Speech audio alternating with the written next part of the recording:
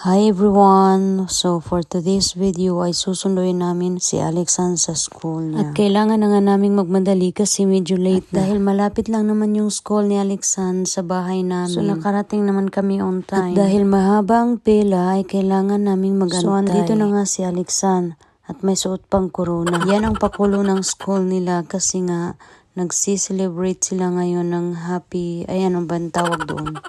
Ng Three Kings pala. Sobrang tuwang-tuwa talaga si Alexan sa pakuruna nila. At sa sobrang tuwa niya ay ayaw pa nga niyang umuwi. Pero ang sabi ko sa kanya ay kailangan na naming umuwi. Meron pa kasi siyang appointment sa orthoponist. Love, hindi bula si Madam Elis. Ah, we. Sidi pero, ali. Hindi na. Puro gadi. Chupa pa, ni ba? So andito na nga kami sa